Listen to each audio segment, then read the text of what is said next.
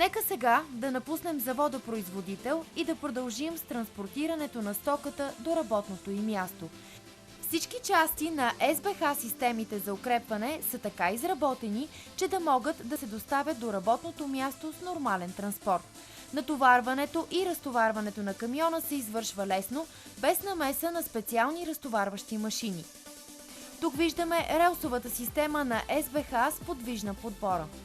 Преди да започне монтажът, рамките трябва да се сглобят, като се има предвид ширината на изкопа. Монтажът се извършва много лесно.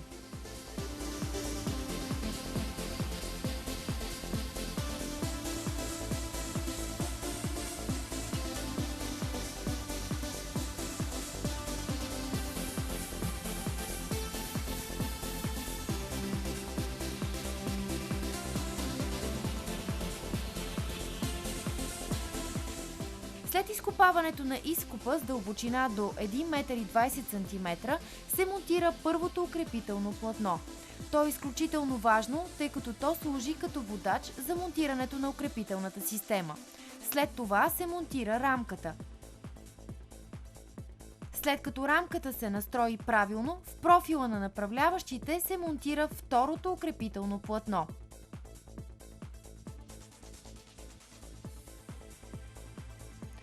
След което следва монтаж на втората рамка, която се закрепва през профилите на двете вече монтирани плочи.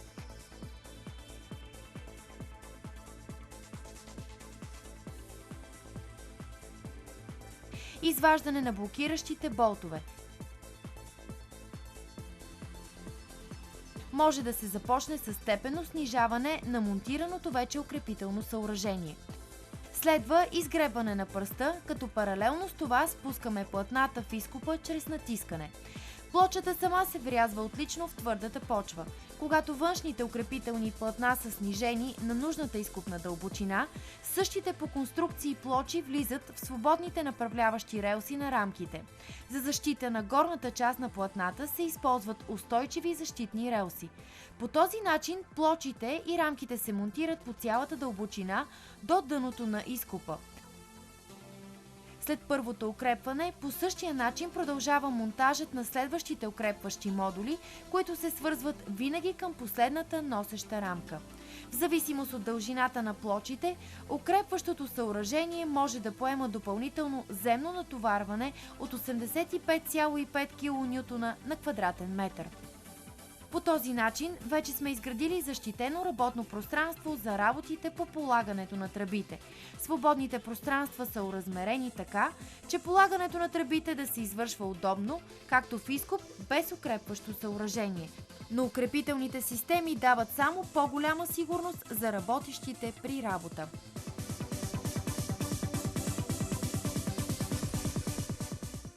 След приключването на работите по полагането на тръбите, следва демонтаж.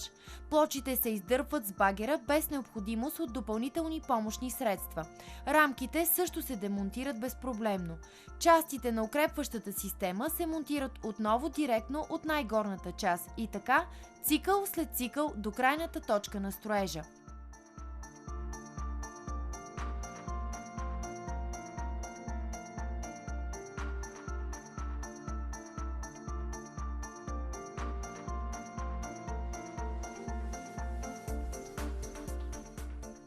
Релсовата укрепваща система на СБХ може да се комбинира и с укрепителни листови пилоти.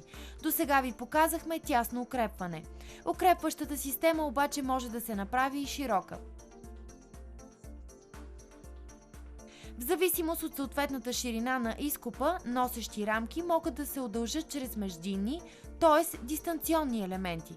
Така можем да достигнем до укрепителна ширина от 12 метра и дълбочина до 10 метра.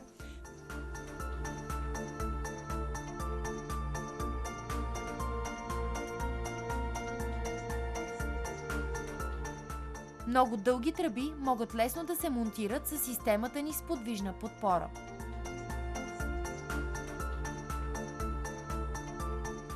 Важна тема относно укрепващите системи е експлоатационната годност на същите. Ето един много нагледен пример. Тези системи са доставени преди 10 години. Ясно могат да се видят следи от употребата на същите и въпреки това и до днес тези системи изпълняват предназначението си. Причината за голямата експлоатационна годност се крие в превъзходното качество на частите на система, производство на фирмата СБХ, както и правилното боравене с части